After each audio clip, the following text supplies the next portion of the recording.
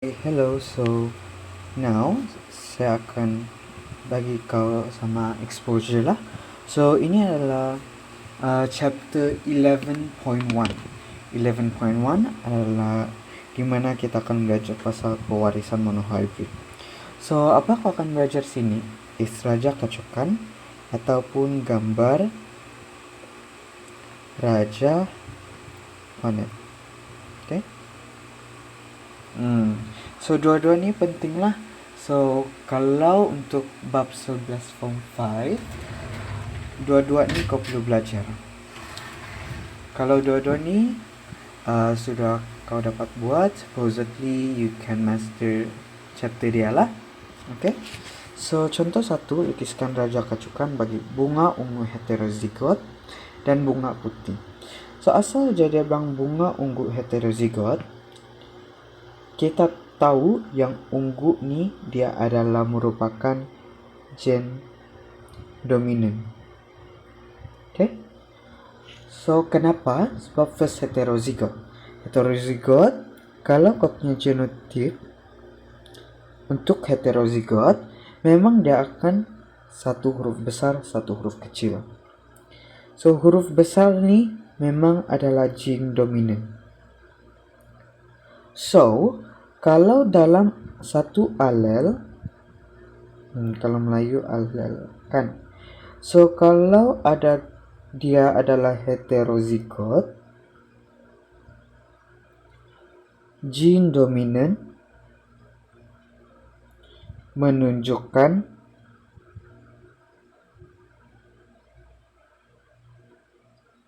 cirinya. Okay? So contoh, gen dominan kau adalah ungu, warna ungu. Nah, bunga kau akan menunjukkan ciri warna ungu. Oke? Oke. So, kita buat petunjuk dulu.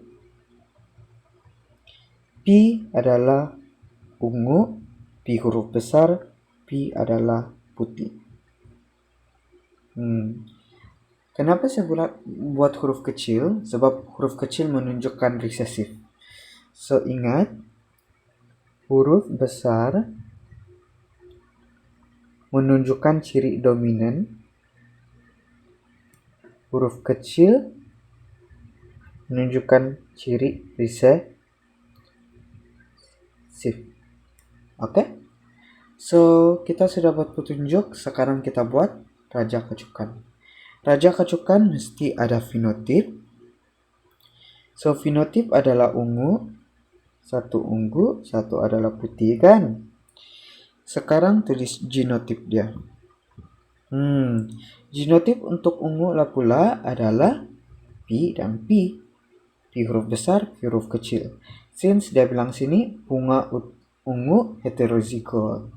Maksudnya dia mempunyai dua jenis gen, tapi gen dia berlainan.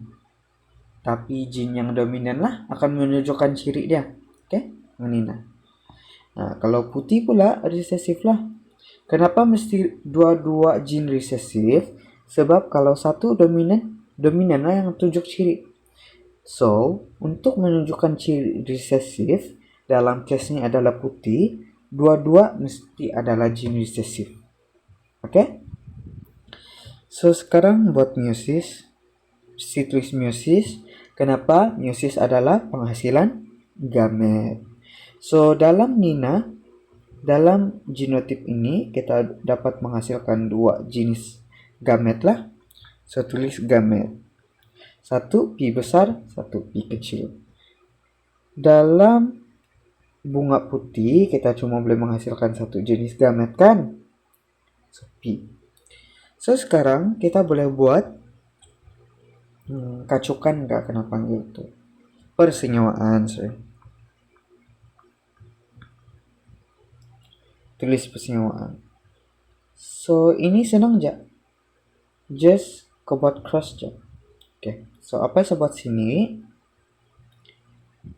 Salah satu gamet dari bunga lain akan bersenyawa dengan bunga lain lagi. Oke, tidak boleh bersenyawa dengan bunga dia sendiri pasti dengan bunga yang lain.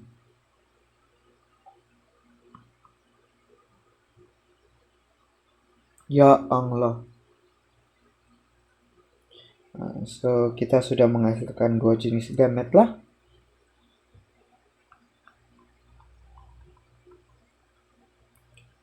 So kena tulis genotip F1.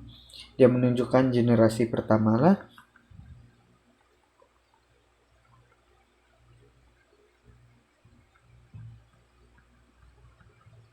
Oke, ini adalah raja kacukan. So, kau boleh identify dalam soalan nanti yang saya sudah bagi itu. Coba kau try buat raja kacukan, and then tengoklah macam mana untuk kau dapat satu yang berwarna cerah. Boleh rujuk dalam buku kau. So, gambar raja punit lah pula dia adalah beginilah. Senang jak? Satu, kalau homozigot ungu pakai huruf kecil, heterozigot ungu satu huruf besar, satu huruf kecil. Homozigot ungu pakai dua-dua huruf besar. Oke, so bila kita buat gambar raja punit, kita buat induk. Mesti kedua-dua induk. Lepas tu kasih cross je lah. Oke, senang je. So generasi F1 kita ada homozigot ungu, heterozigot ungu. Oke. So next, apa kau akan belajar adalah pewarisan manusia lah. So pewarisan manusia adalah 11.4. Ada pelbagai jenis penyakit yang melibatkan dengan pewarisan manusia. Contohnya, kita punya buta warna, kita punya thalassemia, faktor rhesus, dan hemofilia lah. Untuk video ni, saya akan bagi kau in-depth pasal hemofilia. So kalau hemofilia lah pula, dia merupakan keadaan bila darah tidak membeku. Kenapa darah tidak membeku? Sebab dia kekurangan faktor pembekuan darah. Oke? So macam mana hemofilia boleh berlaku? Is apabila kita punya kromosom X mempunyai alel resesif. Oke? So ini adalah dominan untuk hemofilia, ini adalah resesif. Resesif membawa hemofilia. Kalau dominan lah pula, sehatlah.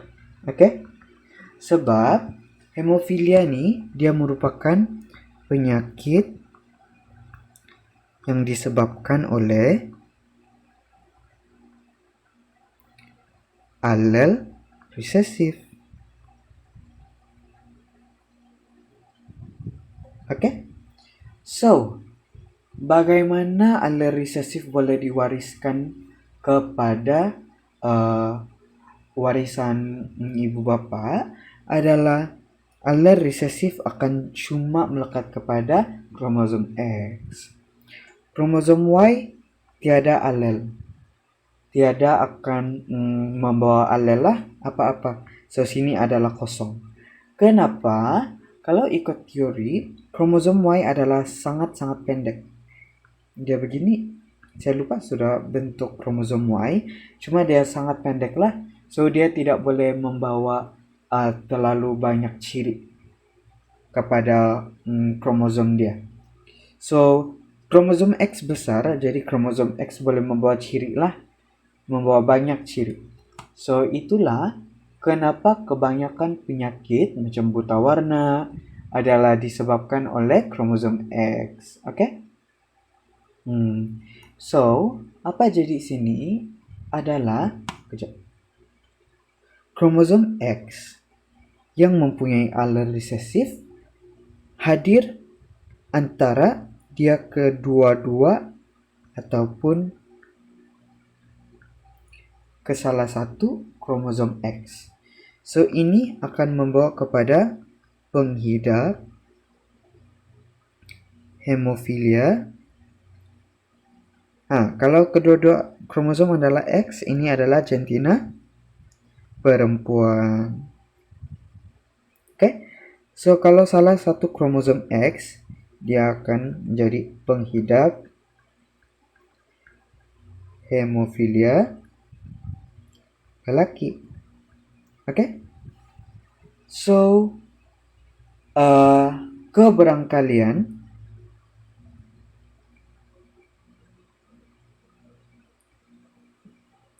penghidap hemofilia bagi lelaki adalah lagi besar daripada perempuan. Oke? Kenapa? Sebab untuk perempuan dia ada dua kemungkinan. Satu kemungkinan adalah salah satu kromosom membawa alel resesif yang mempunyai hemofilia. So, perempuan, kromosom ini akan menghasilkan perempuan pembawa hemofilia. Oke? Kemungkinan kedua adalah kedua-dua kromosom X membawa alel resesif.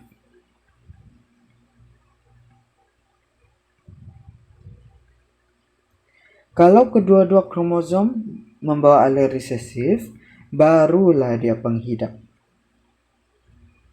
Oke? So, kalau untuk lelaki pula, dia either kalau kena aja satu saja kromosom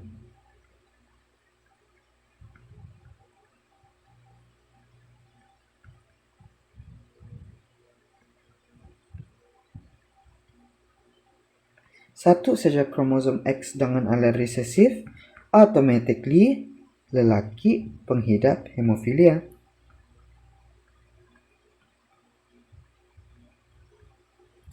So, sekarang saya akan buat raja kacukan lah untuk penyakit hemofilia nih.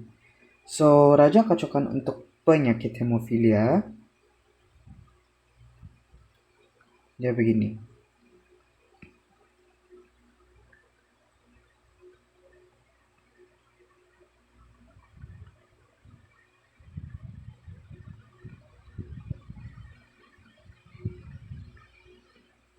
So, mulakan dengan induk bapak ibu. Oke. Lepas itu baru mulakan dengan fenotip untuk case D. Kalau lelaki normal, perempuan pembawa. So, saya mau kau try untuk pikir genotip dia dulu.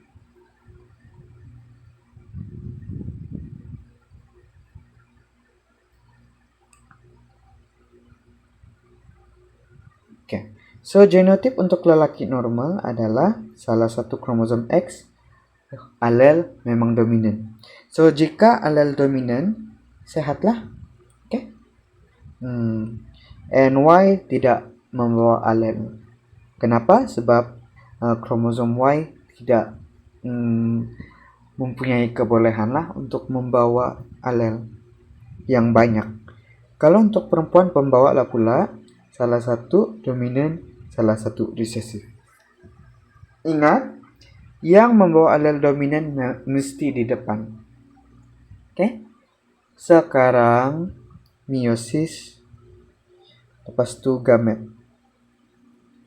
So, ini boleh menghasilkan dua jenis gamet dan Y. Ini pun boleh menghasilkan dua jenis gamet. Ini ingat mesti mau bulat kana Untuk gamet, barulah tulis persenyawaan. Mesti dengan gamet yang berlainan. Oke? YXH, YXH. So, dia akan menghasilkan genotip anak. So, kita ada XH, XH. Kita ada XH, XH resesif. Kita ada XH, Y. Kita ada juga XH, Y. So, fenotip dan ini apa?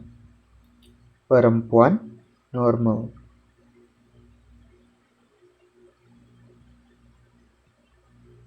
Kalau inilah pula perempuan pembawa. Kalau ini lelaki normal. Ini lelaki. Kalau satu saja kromosom X membawa allele resesif, automatically pengidap. Oke? So, nisbah fenotip 1:1:1:1:1. Oke? Ini adalah raja kecukan lah. So, itu saja yang saya mau belajar untuk ini. Dan, ya, ingat kalau tulis gamet mesti bulat. Nah, ini pun mesti bulatkan. Oke, itu aja. So, I expect you to be able to do the exercises. Just gambarlah and then send it to me. Bye-bye.